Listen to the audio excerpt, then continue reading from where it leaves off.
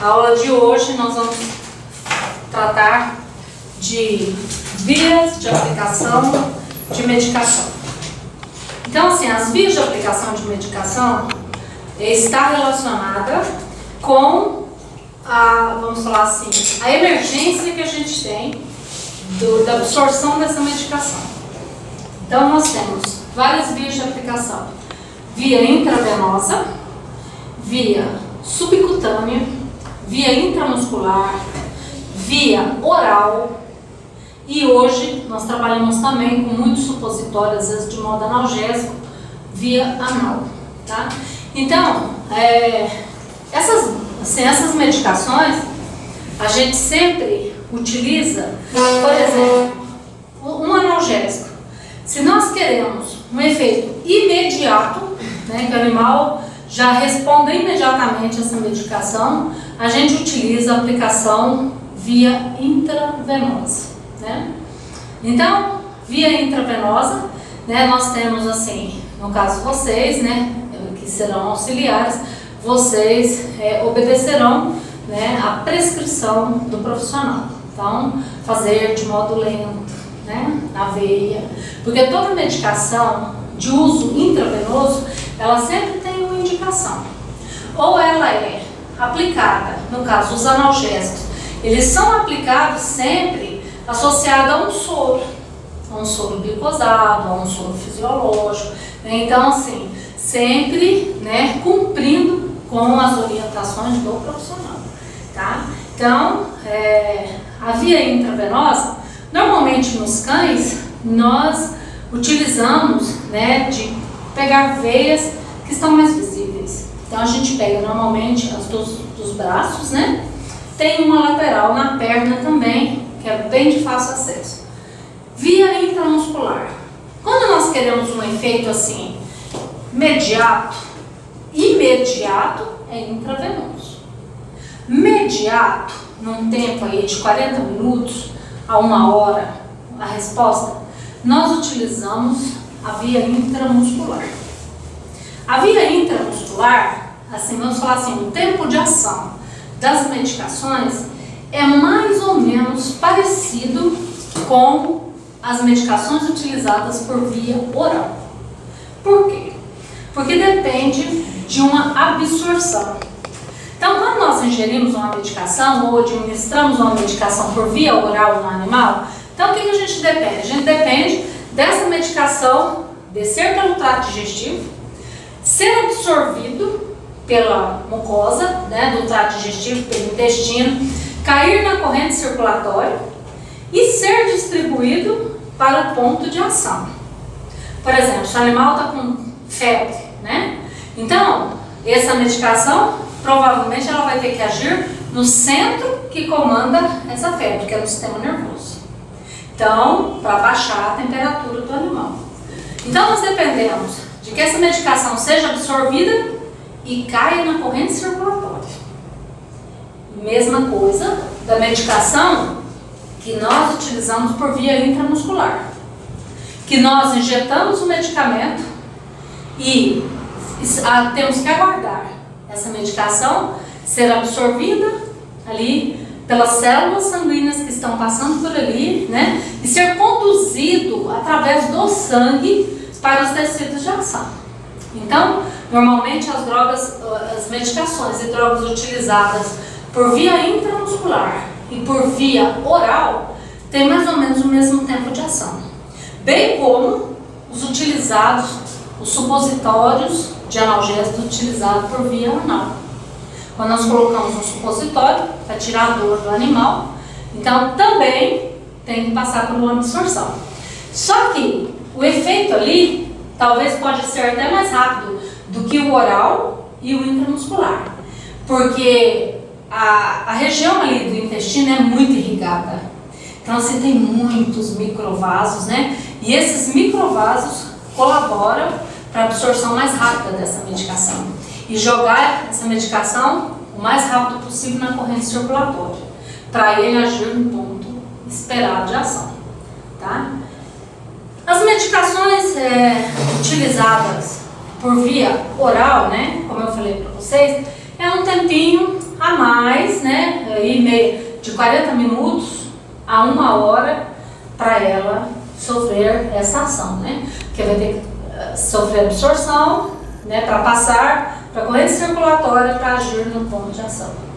Bom, então assim, falando disso, vocês perceberam que quem na verdade vai ter um grande papel nesta aplicação e ingestão de medicações é o sangue. Quem vai transportar essa medicação até o ponto de ação é a corrente circulatória.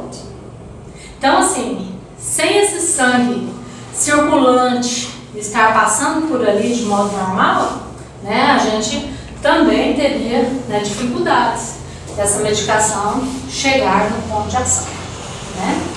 Então, olha, o sangue, nós sabemos que o sangue, ele tem, bom, então vamos colocar aqui. Então, nós temos aqui a via intravenosa,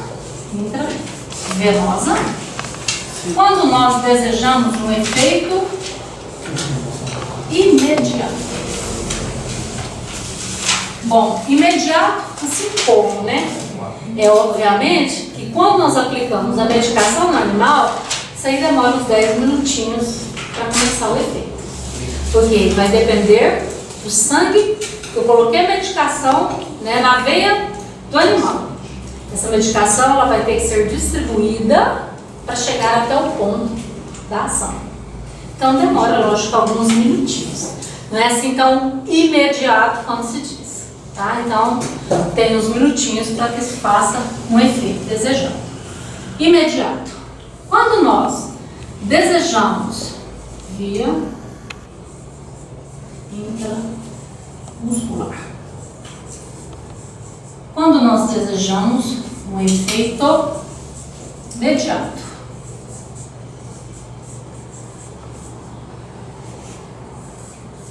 Medicação por aplicação por via oral, também um efeito imediato.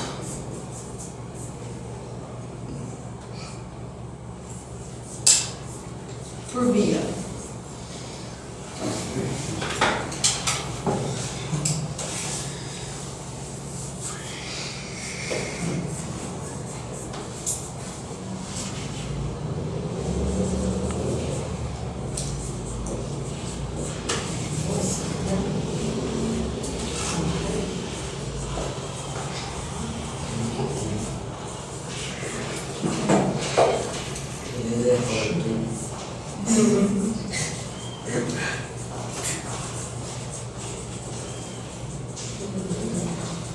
Bom, então só repetindo aqui, quando nós queremos que uma medicação que está sendo utilizada tenha efeito imediato no organismo, aplicamos por via intravenosa. Quando desejamos um efeito imediato, quer dizer, 40 minutos a 1 hora, nós temos um efeito imediato. Via oral, efeito imediato, 40 minutos a 1 hora. Via anal, efeito imediato, também assim, meia hora a 40 minutos, 1 hora. E via subcutânea, que é um efeito demorado. Essas medicações que são aplicadas por via subcutânea, elas, normalmente, a expectativa é que elas atinjam o ponto de ação aí a partir de 12 horas após a aplicação. Então, nós utilizamos muito via subcutânea, nós utilizamos muita aplicação de vacinas.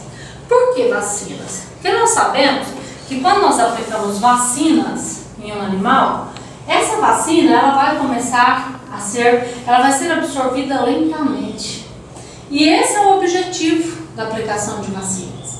É que o vírus ou a bactéria seja reconhecido lentamente.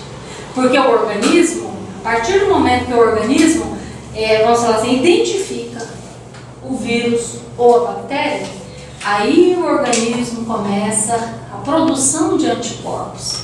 Então aí que o organismo vai começar a produzir a imunidade para o animal.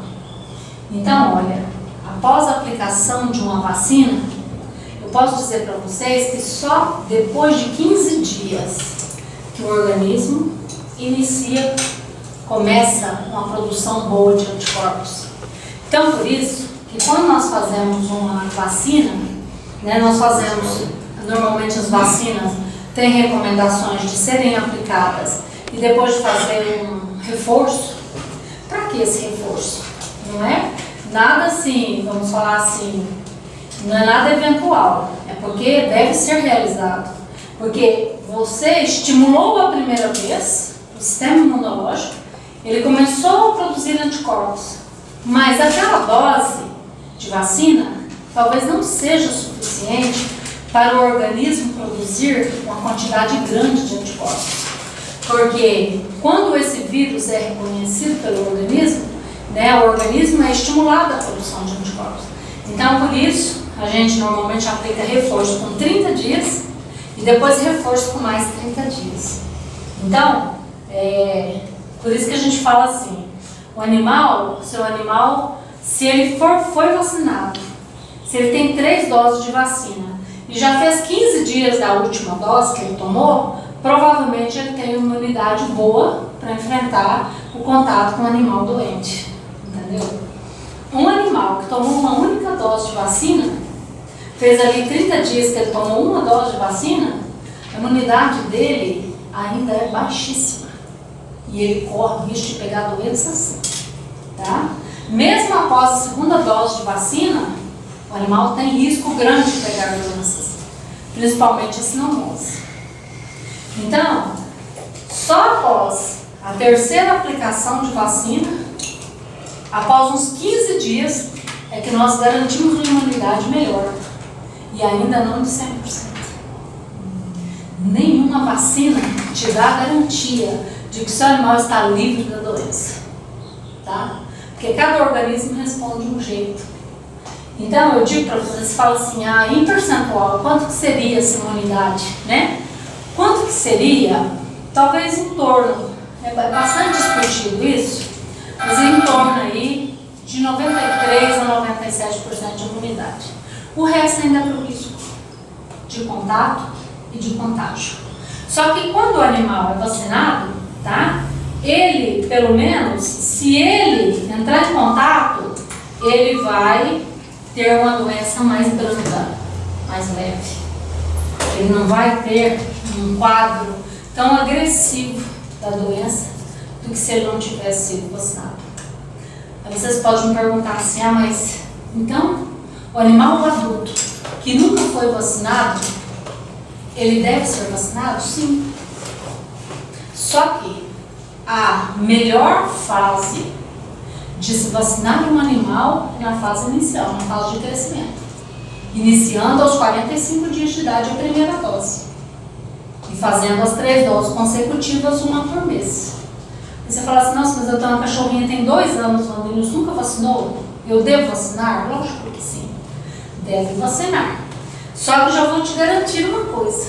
Se um animal que era novinho e você começou a vacinar, e ele com 45 dias, e ele ainda vai ter uma imunidade do tipo de 90%, um animal que já formou um sistema imunológico, que vai estar reconhecendo aquele vírus pela primeira vez, talvez ele não tenha essa imunidade. Ele vai chegar aí na imunidade assim de uns 70%.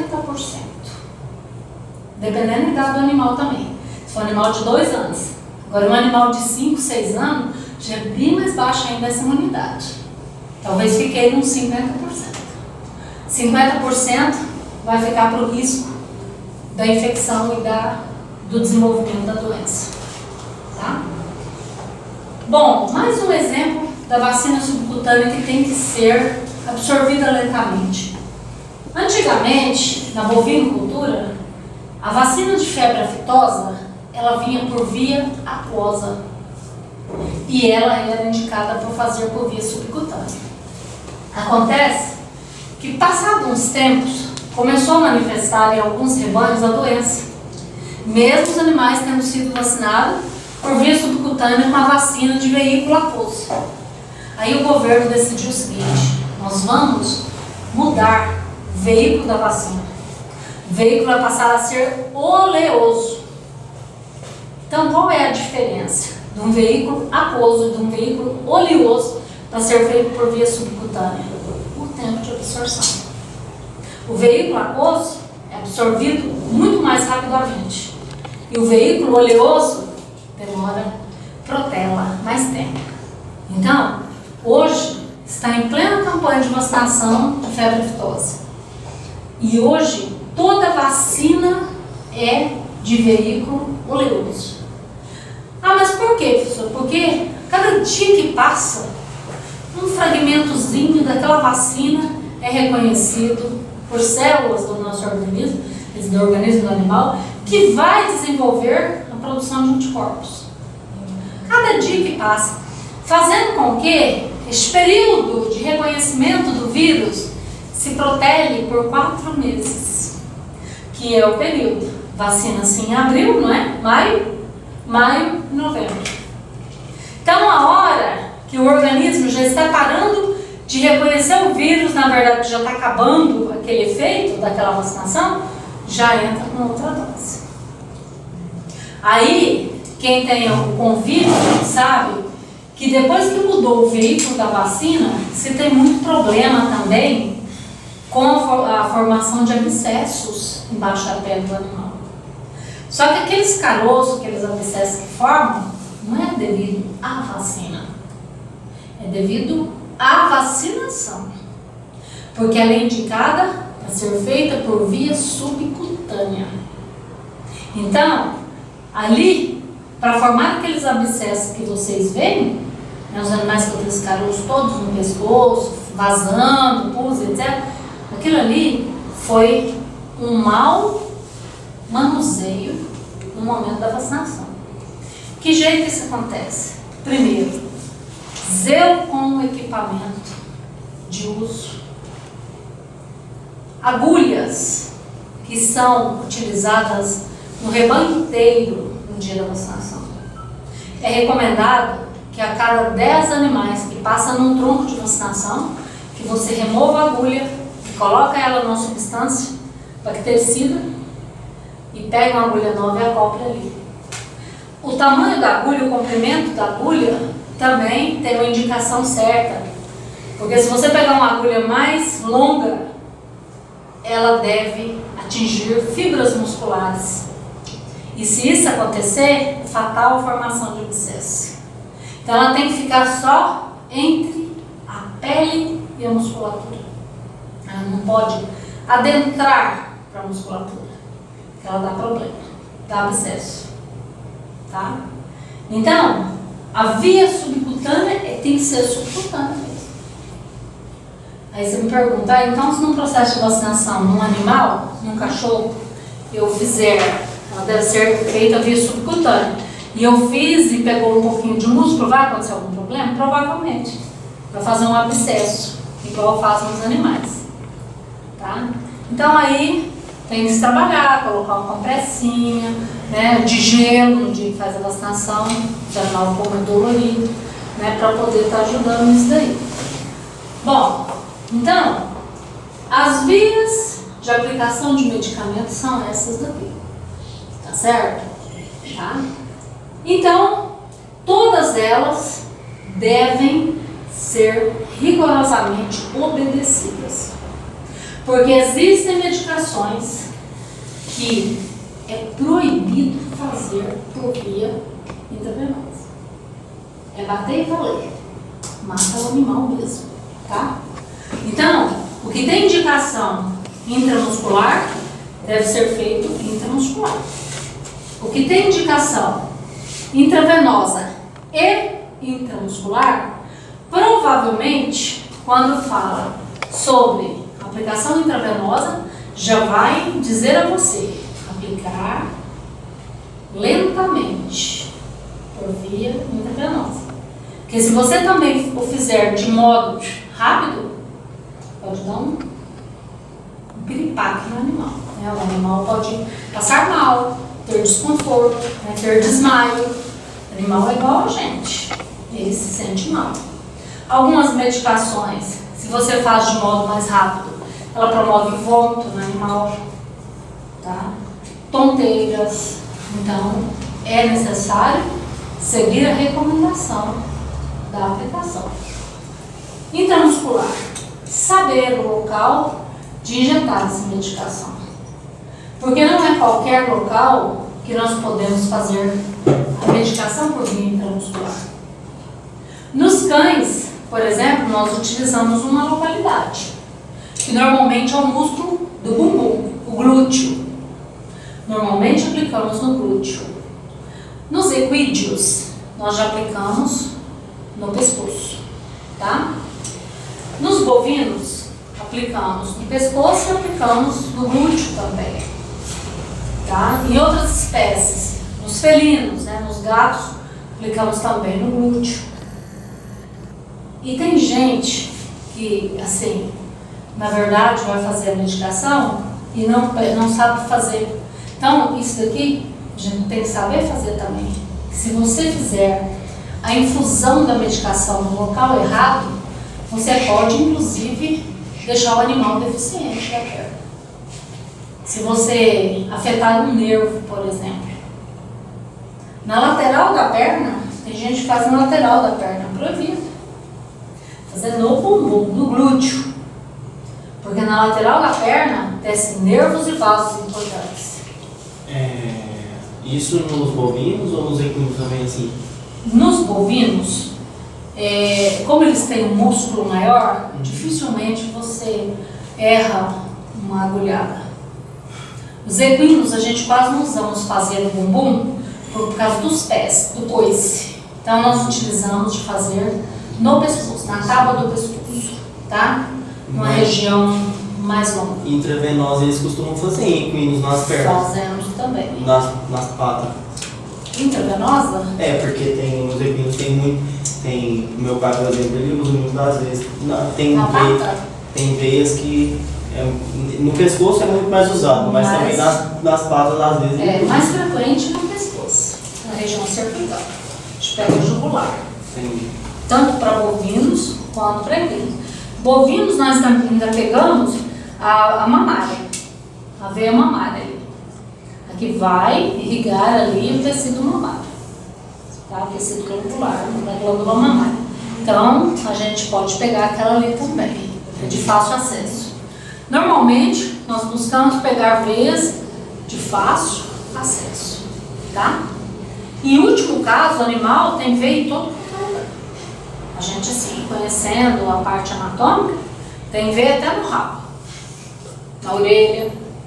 Quantas vezes já tratei animal na orelha? Que às vezes não conseguia pegar do braço, da perna, né? Da região da face interna da perna, da coxa. Então, a gente pegava na orelha. Ciência, onde pega tem que ir. E o último caso em cães, nós usamos a jugular.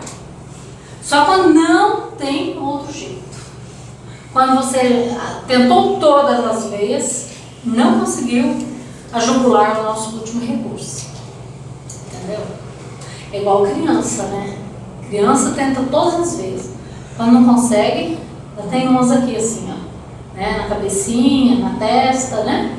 E por último caso, pescoço. Tá? Eu acho isso um pouco traumática do pescoço, mas se não tiver outro recurso, paciência. O animal tem que ser hidratado, tem que ser medicado, porque senão morre, né? Então a gente tem que utilizar o que nós temos visível, tá? Bom, então estas medicações, via oral. Via oral também não é de qualquer forma que nós administramos remédio oral. Tem gente que acha que pegar uma seringa, encher de remédio, abrir a boca do animal, virar ele com a bocona para cima e fazer tch, não está removendo. Ele pode gerar um problema muito maior. Porque nós, os animais, nós temos aqui a região da laringe e faringe são muito próximas. Então, se o indivíduo faz isso, a glote do animal está aberta, ao invés dele estar enviando o remédio para o esôfago do animal, está enviando para a traqueia. Quantos animais eu já vi vindo a óbito Porque o indivíduo não estava dando remédio para descer para o estômago, não estava dando para descer para a traqueia e para o pulmão. O animal estava com pneumonia, mas o efeito não era para ser direto no pulmão, não, gente. Sim, né, com a medicação.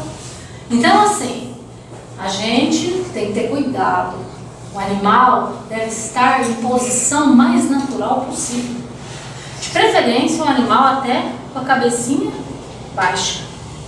E a medicação ser administrada no canto da boca, para que o animal possa, com a própria língua, engolir, empurrar o remédio para dentro. E não você despejar e sufocar o animal. Tá? Então, muitos erros acontecem com essa medicação.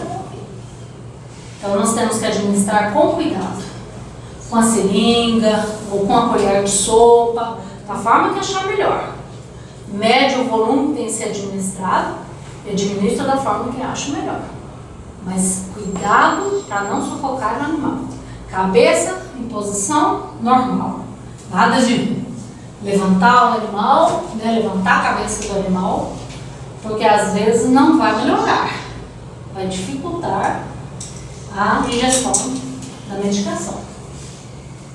E via anal, normalmente, essas medicações anais, elas são mais via supositório, tá? Então, hoje se tem, para comercializar, supositórios à base de analgésicos, né? E algumas outras medicações. Qual é a indicação de utilizar uma medicação dessa? Uma medicação dessa, normalmente ela é utilizada quando nós temos à nossa frente um animal com vômito frequente. Se o animal está vomitando frequentemente, febre alta e etc., então é melhor ou você administrar por via intravenosa, ou intramuscular, ou não. É uma opção. Porque senão você não vai colocar a medicação na boca do animal para cair no estômago do animal devolver. Então, nós sempre utilizamos as vias que não comprometam esse estímulo do centro do vômito do animal. Tá? Tudo bem até aqui? Tá. Bom, então, gente, agora nós vamos dar continuidade àquelas nossas distribuições. Quem veio na aula passada, quem não veio, se eu fazer uma cópia de alguém, comando, tá? O material oficial. Bom, então na aula passada, nós começamos a ver exatamente isso, as partes do corpo, tá? Então, como divide esse corpo? Então, cabeça, pescoço, tronco, membros e cauda, né? Então, olha, posso apagar aqui? Pronto.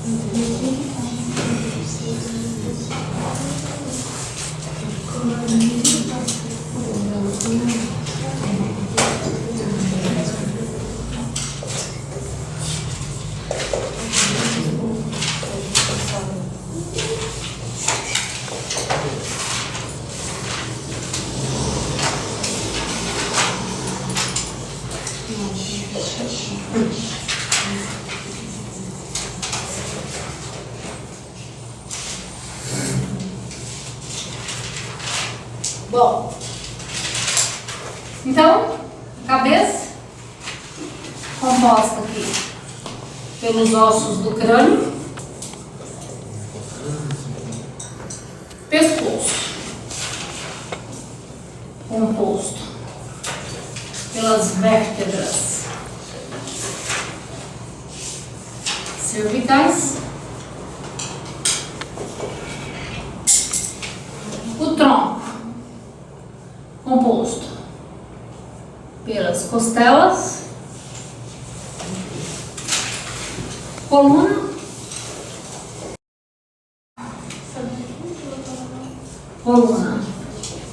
sacral,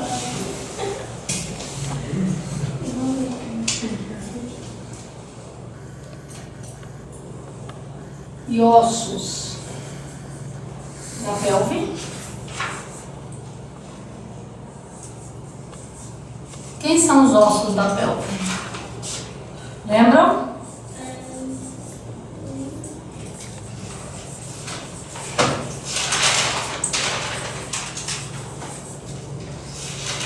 Ilho. São esses? Ilho, isquio e pulpo. Isso, é.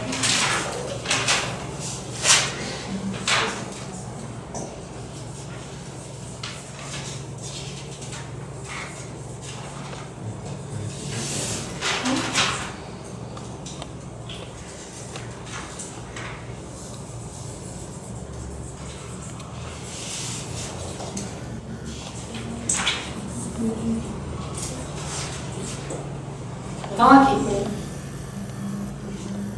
O corpo então se divide em cabeça, pescoço, tronco, membros e cauda. Quem forma a cabeça? Os ossos do crânio.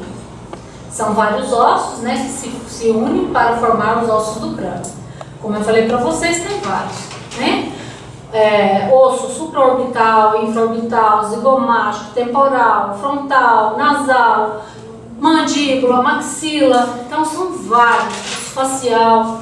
Então esses são vários ossos que se unem formando os ossos do crânio.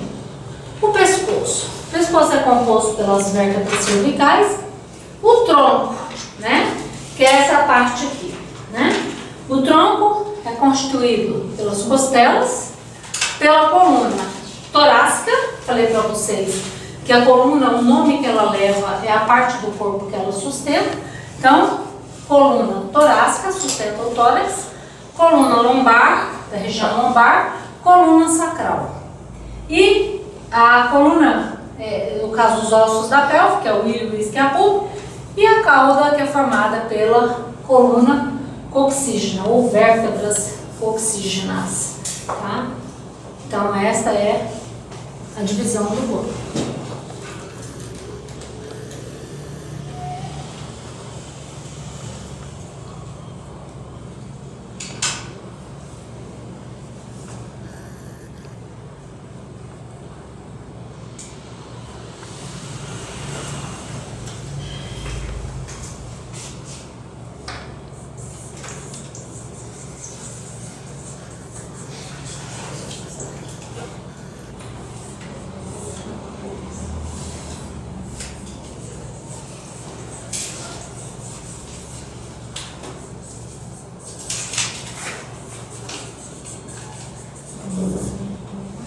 Planos e eixos traçados em um animal em posição anatômica.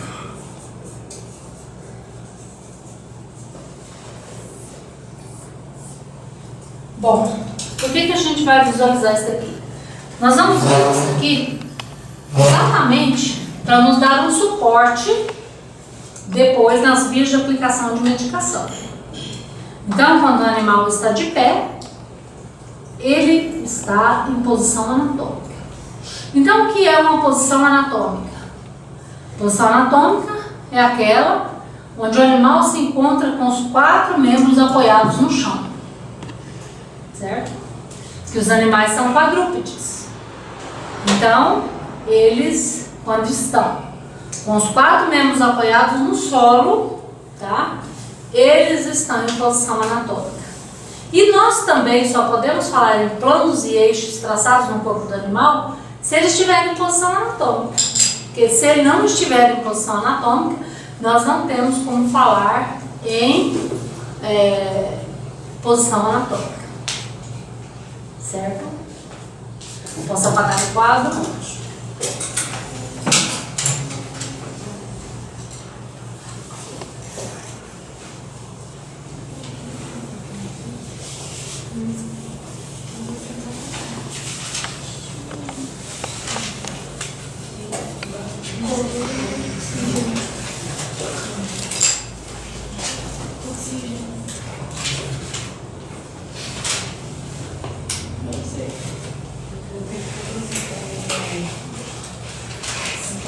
Você evita de colocar na vaquinha no serviço, né?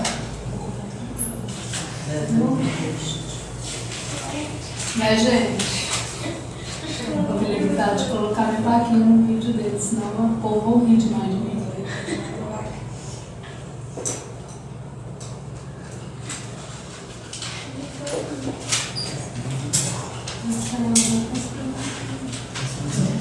Deixa eu desenhar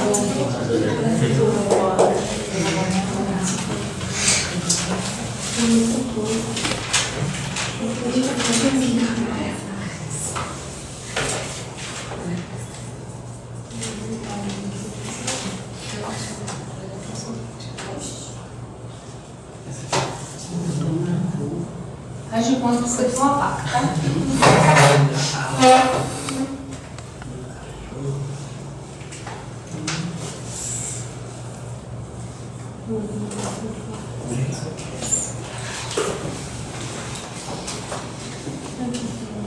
Veja bem, quando a gente fala em posição anatômica, nós estamos falando deste animal que está de pé, com os 4 membros apoiados no solo, com o olhar para o horizonte e a cabeça formando um ângulo, tá, de 45 graus com o dorso.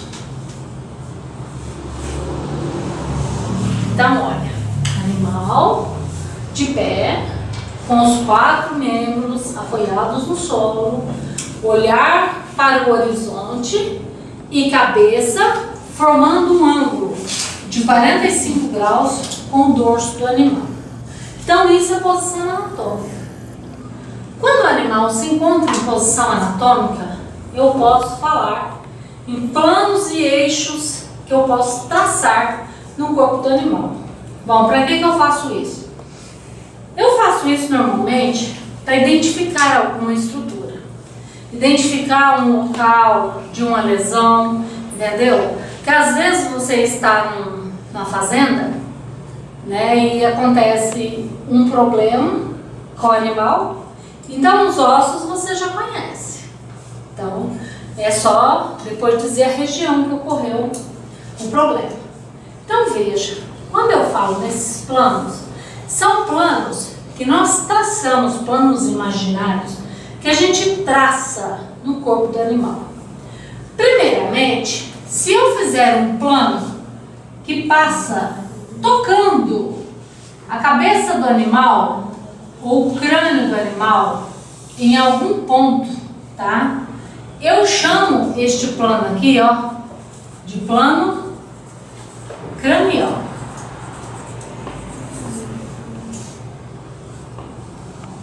Se eu traçar um plano que toca o ventre do animal em algum ponto, eu tenho aqui um plano ventral.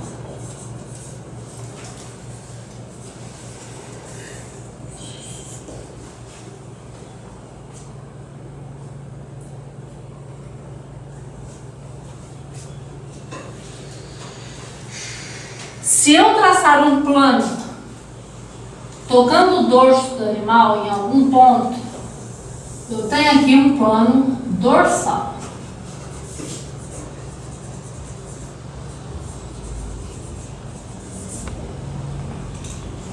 Se eu traçar um tocando a cauda do animal, eu tenho aqui um plano caudal.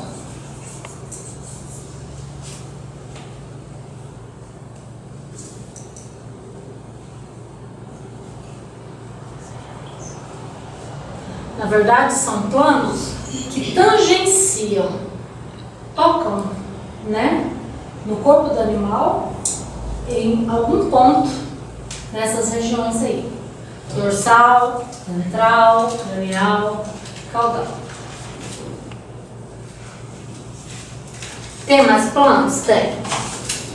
Imagine se você vier e traçar planos, olha aqui, paralelos. Se eu disser aqui, eu tracei um plano aqui, ele é um plano paralelo a esse, você concorda comigo? Ó, paralelo ao cranial. Ó, paralelo ao cranial. Mas também é paralelo a quem? Ao caudal. Certo? Então, os planos traçados paralelos ao plano cranial e plano caudal, eu chamo ele de plano transversal. Ó, os planos traçados paralelos ao cranial e ao caudal,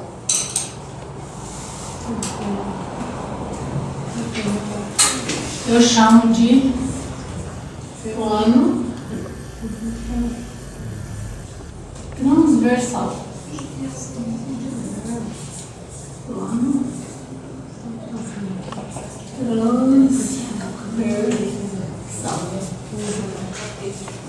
E quando eu traço planos paralelos ao dorsal e ventral?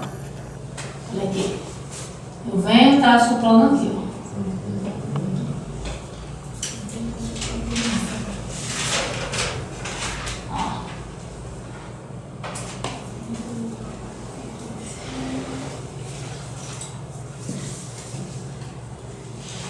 Quando eu traço paralelo ao ventral e dorsal, eu tenho aqui um plano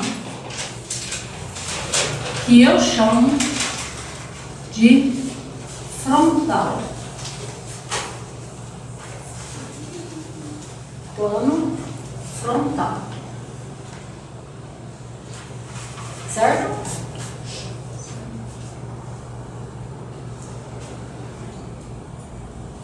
Agora, esse animal está de pé.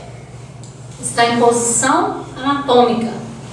Então, concordam comigo que se eu traçar um plano aqui, ó, encostando na lateral do animal, do lado direito, eu tenho um plano lateral direito. E se eu traçar um aqui, tocando o animal, eu tenho um plano lateral esquerdo. E se eu traçar planos paralelos entre o lateral direito e esquerdo, vai chegar um ponto que eu vou traçar um plano exatamente ao meio, não é? Que se eu cortar o animal, eu divido ele em 2 antímeros. Um antímero direito e um antímero esquerdo. Igual matar porco e você dividir um animal em 2 bandas. Entendeu? Você tem um lado direito e um lado esquerdo. Esse plano que divide o animal em 2 partes iguais é chamado de plano sagital mediano. Então, olha, quando a gente traça planos, aqui ó, um plano aqui ó, no caso aqui, ele vai ser quem? Um lateral, que lado que é esse da vaca que dá para nós? Esquerdo. Esquerdo, plano lateral esquerdo. Isso aqui, deixa eu botar uma seta aqui. Então, esse aqui seria um plano lateral esquerdo. E o do lado de cá? Vocês entenderam o que eu queria dizer, né? Então, de cá é um plano lateral direito. E todos os que eu traçar aqui, ó, paralelo a esses 2 aqui, são planos sagitais. Planos sagitais. Sendo que o que divide o animal ao meio é chamado de plano sagital mediano. Então, plano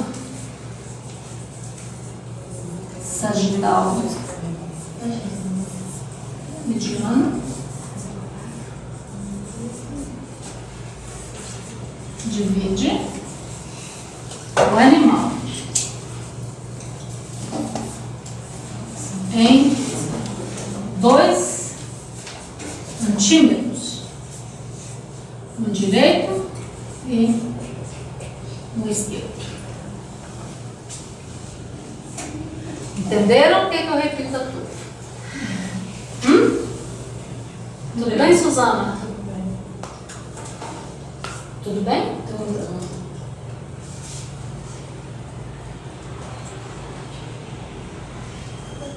Isso aí fica difícil da gente interpretar quando a gente não assiste explicação. Aí você fala, meu Deus do céu, o que é isso daqui? Né? Mas assim, quando você assiste, né? Então agora nós vamos definir cada plano do sistema. Escrevam aí. Primeiro, Não plano. apagar agora, não, né? Não. Ah, tá. Pensei que fiz copiar. Coloca embaixo, depois você acaba de copiar. Plano cranial. Cranial é aquele que tangencia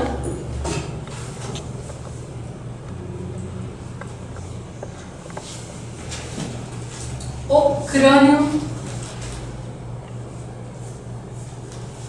do animal.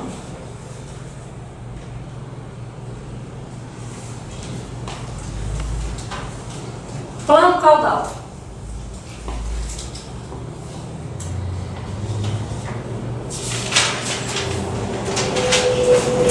É aquele que tangencia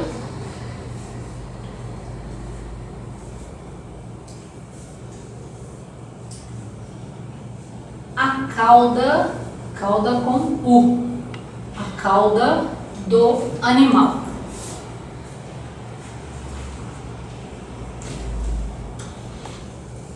Plano ou planos transversais.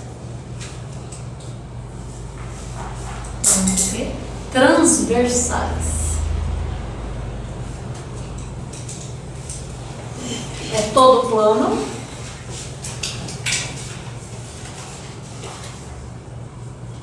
traçado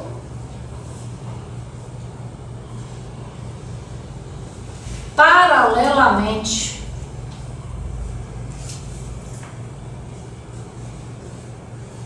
ao plano cranial e caudal. É todo plano traçado paralelamente ao cranial e caudal.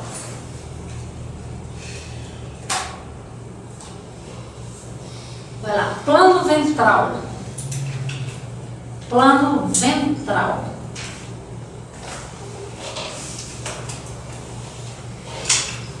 É aquele que tangencia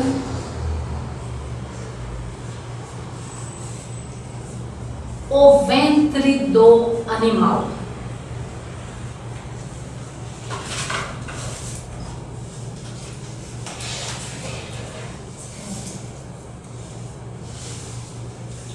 Plano dorsal.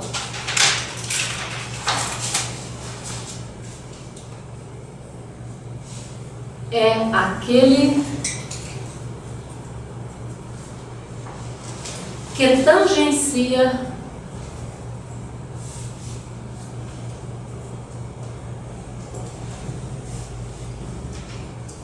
o dorso do animal.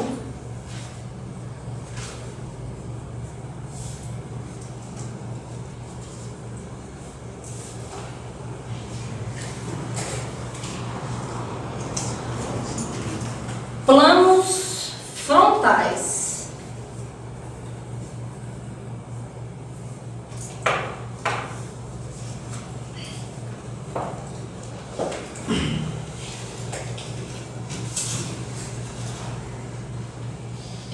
São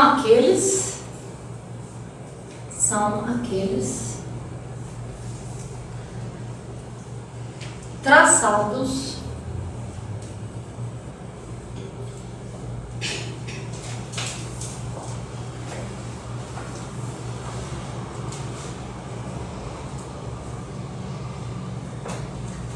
paralelamente paralelamente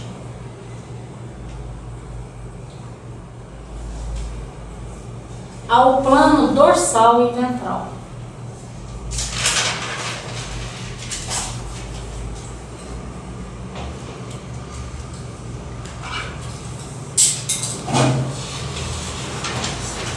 Plano lateral direito.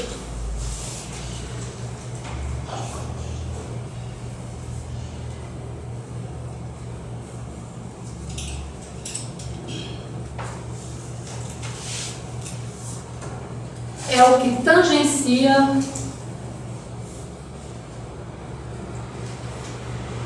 o lado direito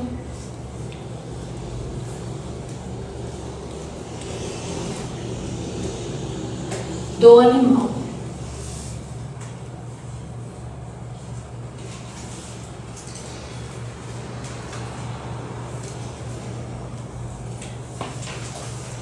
Plano lateral esquerdo.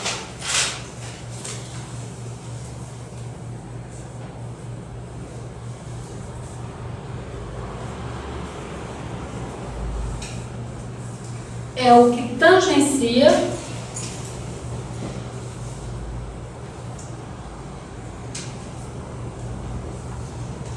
o corpo do animal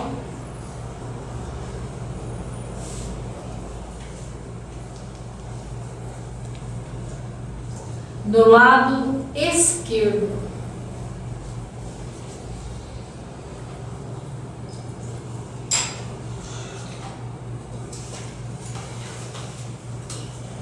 Planos sagitais.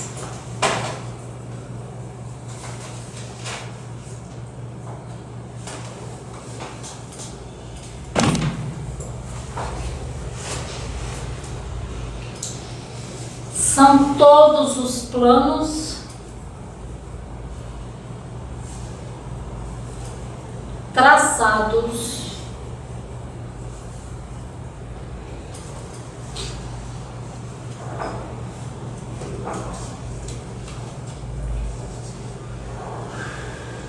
paralelamente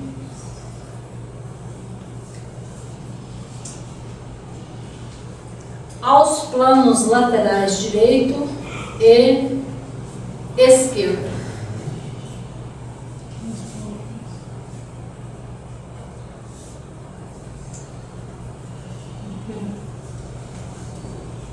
Perdeu, hein? Não? Lateral, Direito e esquerdo. direito e esquerdo. Direito e esquerdo. E o plano sagital mediano, que vocês já colocaram, é aquele que divide o animal em dois antípodas, o direito e o esquerdo. Ele não deixa de ser sagital. Só que ele é mediano porque ele está ao meio. Certo? Ele é sagital. Ele é um plano sagital. Mas ele também é um plano sagital mediano. Por estar ocupando, por estar dividindo o corpo em duas partes iguais. Dois antípodos, um direito e um esquerdo. Bom, vocês concordam comigo que, retirando este plano dorsal, plano ventral e os planos laterais, o cranial e o caudal, todos os demais planos vão se encontrar em um único ponto no corpo do animal? Pensa isso. Ó, este plano aqui, pensa nesse aqui. Agora, você pensa nesse aqui. Você concorda comigo que por esta região aqui irão se encontrar este plano aqui com este daqui? E mesma coisa, os que são sagitais vão se encontrar aqui no determinado ponto. Então, a este ponto de encontro dos planos do corpo chamamos de eixo sagital.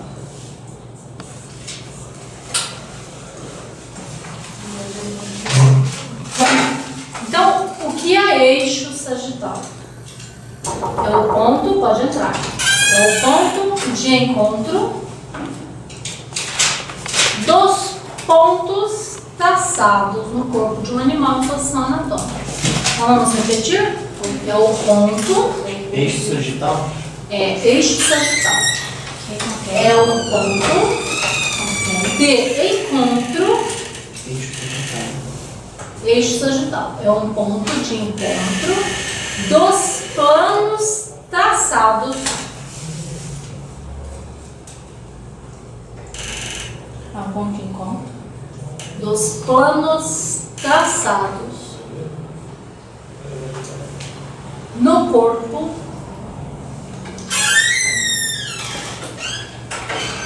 de um animal em posição anatômica.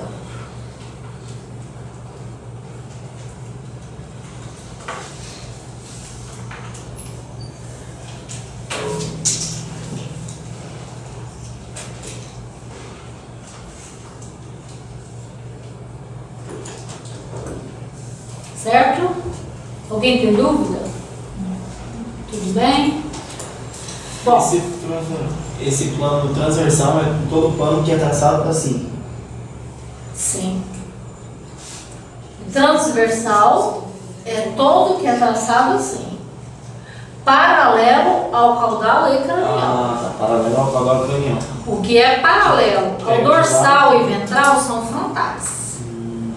Certo? Tá? Tudo certo?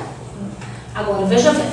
Isso são planos que eu posso tratar somente quando o animal está em posição anatômica. Se o animal estiver deitado, com as pernas para cima, já não tem jeito. Entendeu? Então, estas definições que eu mencionei a vocês é somente se o animal estiver em posição anatômica. Se ele não estiver em posição anatômica, não tem como traçar planos de eixo.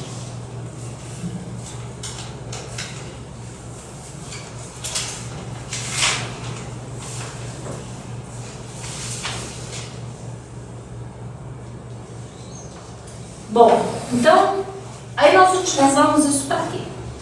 Normalmente, quando uma lesão está mais próxima da região da cabeça do animal, né, vamos dizer que está ali, uma lesão ali nas costelas, mas mais tendendo a cabeça do que ao rabo do animal. Quando uma lesão ou um ponto que você quer identificar, ele está mais perto da cabeça do que do rabo, nós chamamos de cranial. A lesão está mais cranial. Ou se a lesão estiver lá, já perto ali da região das tetas do animal, a lesão está mais caudal. Então assim, se eu traçar um plano transversal no animal, quem é o plano transversal? O paralelo ao cranial e ao caudal. Se eu traçar um plano transversal no animal, a estrutura que eu estou me referindo, de uma lesão ou coisa assim, está mais caudal, ou está mais cranial. Em quem eu vou me basear para falar isso? No eixo sagital. Porque o eixo sagital ali que é o ponto de encontro. Então ele vai ser meu ponto de referência. Está mais cranial a ele ou está mais caudal a ele? Tá certo?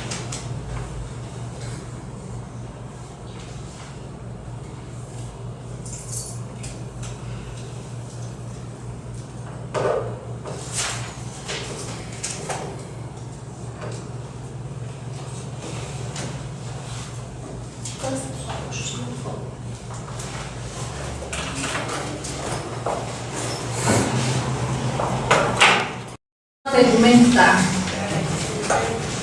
ou sistema de revestimento. Quem é o tegumento? O tegumento representado pela pele, né? A pele, para que ela serve? Quais as funções da pele? Alguém pode me dizer alguma função? Proteger. Proteção. Proteção de quem? O proteção do que está por baixo, da musculatura. Proteção contra o quê? Contra o calor, frio.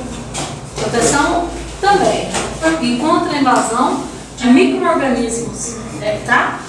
Porque a pele íntegra, ela dificulta a entrada, né, de micro-organismos, né? E outra coisa, como você me falou, proteção contra o calor, através de quê que existe essa proteção? Como funciona essa proteção contra o calor? Através das células que tem na pele? A pele possui anexos. Quem são os anexos da pele? O pelo é um anexo da pele. O que mais? As unhas são anexos da pele. O que mais? As glândulas que produzem o suor. As glândulas sudoríparas são anexos da pele. Tem mais? O que mais? As glândulas sebáceas, que produz a oleosidade da nossa pele. Então, tudo isso são anexos da pele. Bom, antes de falarmos desses anexos, queria dizer que a pele, ou tegumento, é um sistema que tem como função, tá? Vamos falar assim, proteger ou recobrir toda a nossa área do corpo.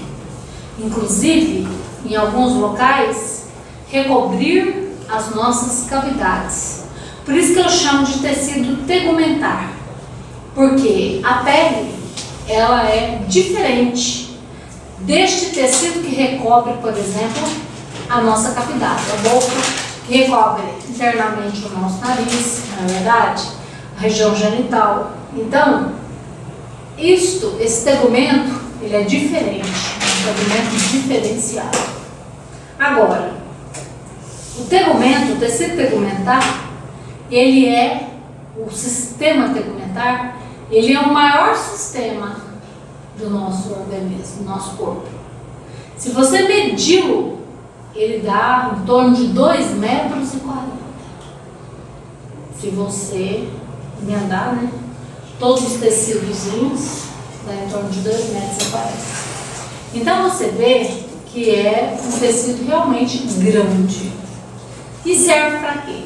Serve para recobrir o nosso corpo, serve para proteger contra a entrada de micro-organismos quando a pele está íntegra, serve para alojar as glândulas anexas, como glândula sudorípara e glândula sebácea, tá? Anexos da pele. O que os anexos fazem? As unhas, que normalmente para várias espécies elas servem como defesa do organismo, tá? No caso, os felinos, né? Todas as unhas servem de defesa. Tamanduá. Olha que unha, né? Enorme que é o tamanduá. Então, assim, cada espécie tem uma adaptação diferente. Os animais que são portadores de chifres, os chifres são anexos da pele. É composto por um tecido córneo, por isso que ele é chamado de corno. Tá? Então,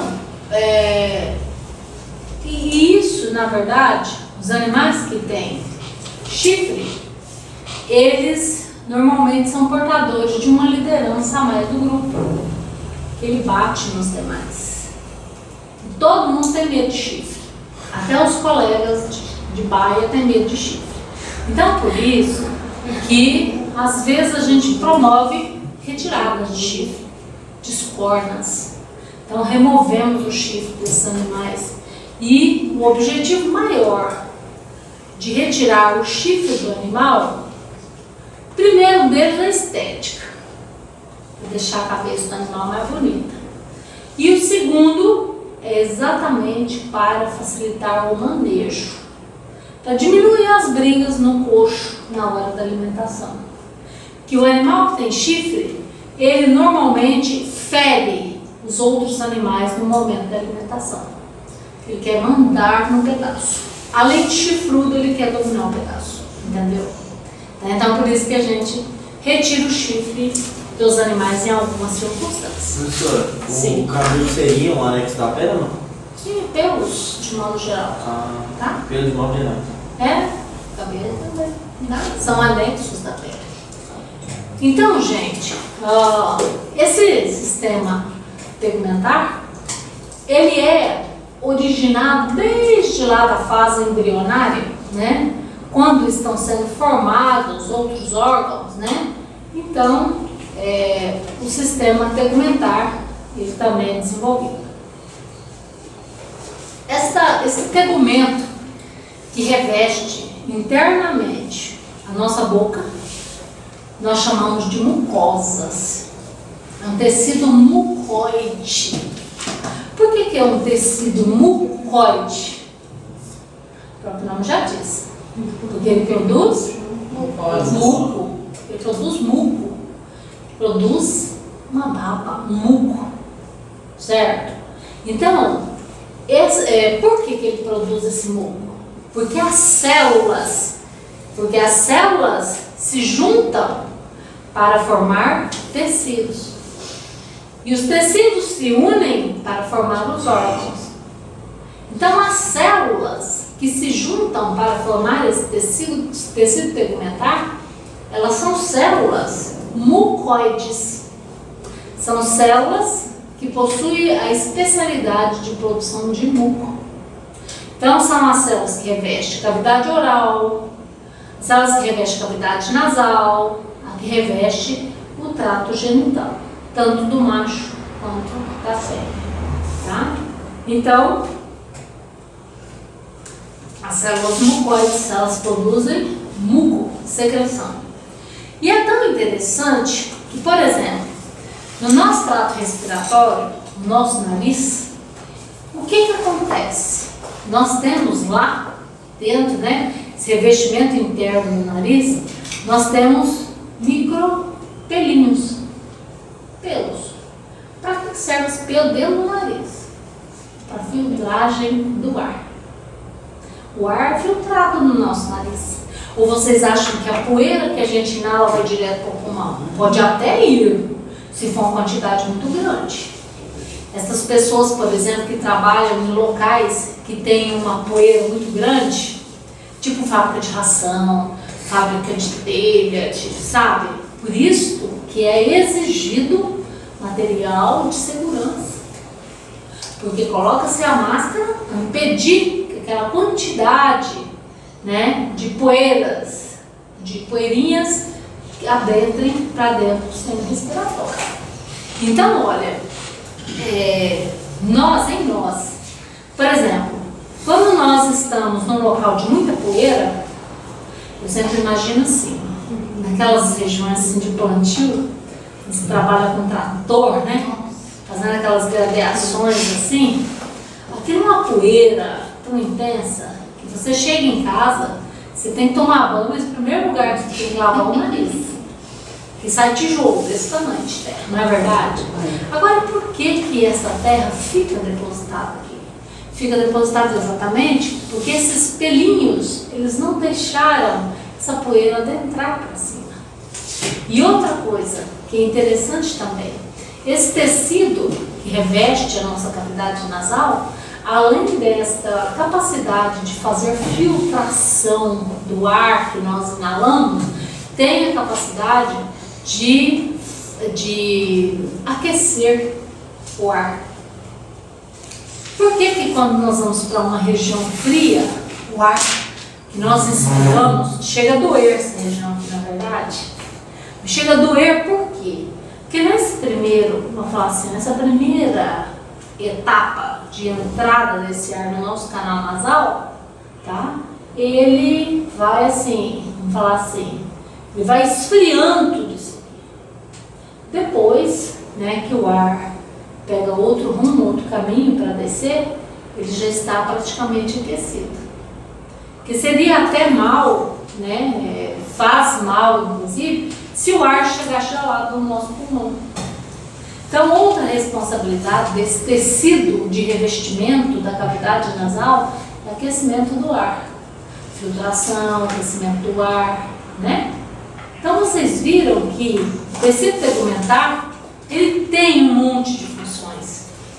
Observe que o cotovelo de vocês, ele tem uma pele mais espessa do que o rosto. A sola do pé, muito mais espessa ainda. Então, tudo isso é uma adaptação que nós temos para a gente tolerar as modificações do meio. Imagina como seria se a nossa sola de pé tivesse o mesmo tipo de tecido da face ou do bumbum. Rasgaria, né? Viveria rasgado os pés. Né? Para suportar o peso da gente em cima.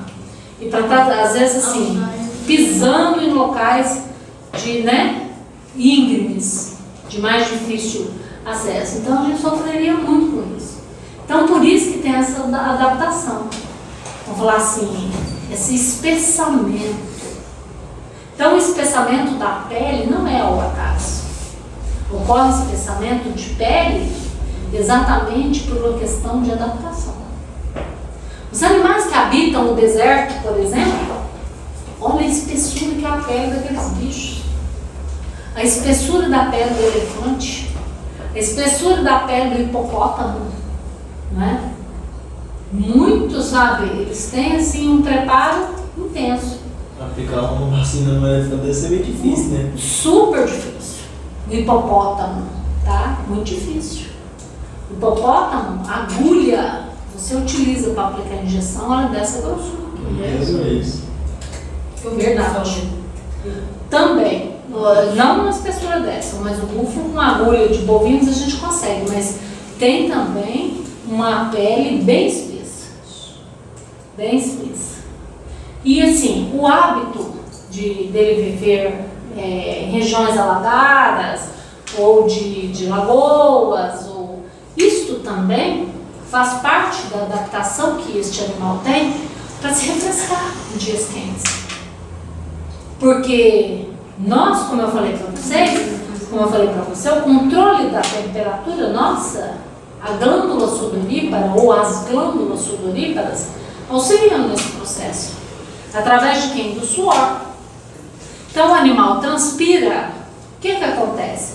Aquela água que vem para a superfície da pele, quando o vento passa, ele evapora ela e leva ela embora, dando a sensação de frescor.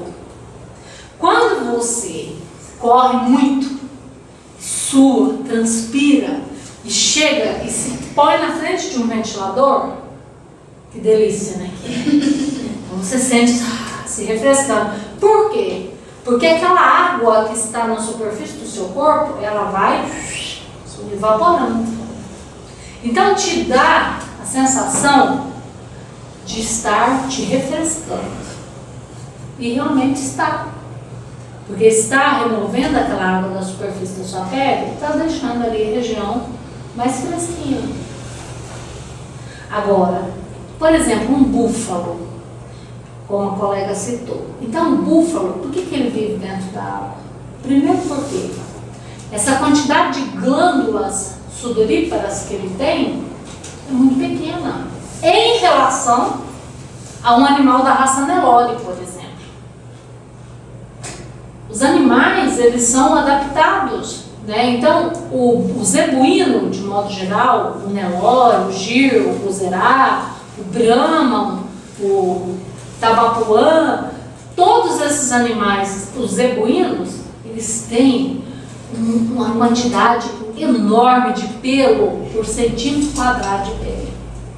Se você fizer um pequeno corte na pele do animal, um quadradinho assim, ó, 1 centímetro, 1 centímetro, 1 centímetro, você não tem noção que neste quadradinho aqui você encontra milhões de pelos e em cada pelo você vai encontrar, né, em cada folículo piloso, aderido a esse folículo piloso, você vai encontrar glândulas sudoríparas. Por isso isso que o Nelore aguenta um sol rachando nas costas. E ele tá lá bem bonito pastejando.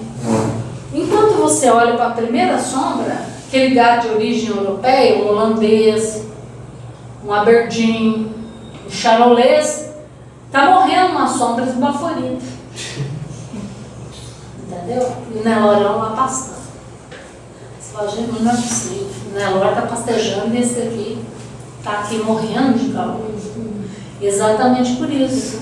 Porque o Nelore tem mais controle da temperatura. Porque ele tem mais glândula sudorípara para ele suar e manter essa temperatura legal controlada. Além da cor da pelagem dele, que é branca, e o branco, você sabe, reflete tudo. O branco reflete tudo. Então, se você usa uma roupa branca, por exemplo, eu não sinto nem calor, já acostumei também, né? Então, assim, mas a roupa branca, ela reflete. Se eu tivesse com jaleco preto, eu tava com calor. Então, assim, a pelagem branca destes animais auxiliam também no controle da temperatura. Então, olha, isso tudo é sistema alimentar. E mais, essa espessura a mais da pele do búfalo, por exemplo, não é ao acaso também. Ele tem uma espessura maior na pele, porque o ambiente que ele fica, o habitat que ele, né, está lá sempre dentro de lagoas, de represas, consumindo um matinho aqui e outro acolá, ali também tem ectoparasitas. Os sanguessugas, eles não conseguem se prender no búfalo, porque eles tentam. Ô, Danilson, e deixa eu te perguntar, porque, tipo assim, tem algumas pessoas que suam mais na testa, outras suam mais no pescoço. Aí tem um controle nervoso em cima disso, tá? Até tem uma cirurgia, eu não sei te falar tanto disso, né? Faz parte da medicina. Tem gente até que faz uma cirurgiazinha aqui, nessa região assim, que tem alguma coisa que comanda essa transpiração de mãos e etc. Eu tenho uma amiga, inclusive, que ela foi para São Paulo fazer essa cirurgia. É uma cirurgia que eles dão um pequeno corte nessa região aqui, ó, atrás da orelha. E aí ela transpirava, as mãos dela chegavam a pingar, assim, o tempo todo, suando, coisa de louco. Aquelas pessoas que estão no cheiro, guarda-assim, pelo amor de Deus. Mas aquilo lá, isso aí já é higiene. Será? Tem uma amiga minha que trabalha. Isso aí é higiene. E outra coisa, é a proliferação de bactérias. O gato tá morrendo. São às vezes, deixa eu falar, é porque a pessoa não tem um conhecimento. Isso daí é só ela, tá? Porque às vezes ela ali, naquela região do corpo, ela tem um pH ideal para o desenvolvimento dessas bactérias. Então ela tem que mudar o pH daquela região, entendeu? Por exemplo, tem bactérias que se desenvolvem mais no meio alcalino, outras se desenvolvem mais no meio ácido. Normalmente essas pessoas que têm chamamos de CC, elas usam limão. Por que usa limão? Porque provavelmente o pH da região é alcalino, aí ela passa limão para passar a ter um meio ácido, para matar os micro-organismos. Funcionaria com vinagre, funcionaria com outra coisa ácida, entendeu? Então, isto é falta de orientação e falta de conhecimento nesse sentido. E utilizar uma coisa assim, que faz efeito. Aquela pomadinha minâncora, não é? Aquela pomadinha é excelente para fazer esse controle. E tem vergonha ficar perdendo. Não, e olha, sabe quanto custa uma minâncora? Se for R$6, R$8 é muito, né? É por aí. No máximo. Eu estou dizendo assim, porque eu adoro aquela pomada, como ela tem sulfato de zinco, ela tem um poder de cicatrização muito bom. Tá? Então, assim, qualquer ferimentozinho de criança, lava ali o local e minâncora, certo? De um dia para o outro você vê o efeito, a diferença. E ela também funciona muito bem nesse caso. Além do limãozinho básico. Orienta ela. Nossa, eu tava pra ele. Mas tem gente que é assim, mas tem gente que parece que não sente. Eu tenho um amigo que, sério, ela toma banho, ela passa perfume pra sair, mas você chega do lado dela, tá ali, que Então, tem cheiro. uns que tem preguiça de passar desodorante. Também tô achando. Às Não, vezes- e ela tá cheirosa, você cheira o pescoço dela, aquele cheiro de perfume, ela toda arrumada, vestidão, e você para do lado dela, faz assim, seu lado, você já Pois é, pensa. será que na hora do banho ela correu uma buchinha? Aí eu já não sei, mas toda vez não é possível, gente, que ela não sente o Mas se cheiro. deixou uma vez. Tem tá bom, gente que não chegou. sabe tomar banho. Não Não é? É, acho que é só correr uma aguinha no corpo ali e já tá ali. Ainda mais extremamente chique, fica no escritório, achando que tá toda limpinha, só uma aguinha rapidinho. Não. O banho foi feito exatamente para isso. E outra coisa, até para tomar banho a gente tem que saber. E tem pessoas que tomam 3, 4 banhos no dia. Aí, isto também, se toda vez que você for tomar banho, usar uma bucha vegetal daquela, passar sabão, então você até remove um pouco da proteção da pele. Entendeu? Retira. Você retira. Sim. E isso é um benefício. Mas uma vez por dia seria suficiente. Então, uma vez ao dia seria suficiente. Agora, toda vez que vai tomar banho, passar sabão, passar a bucha. Aí até abre os poros. Aí abre os pais, desgasta a pele, não é, gente? Ajuda Então, a assim, bactéria entrar mais rápido. Justamente. Então, assim, porque nós temos diariamente, ocorre uma renovação, uma descamação das células mortas da superfície do nosso corpo e vem chegando células diferentes, células jovens.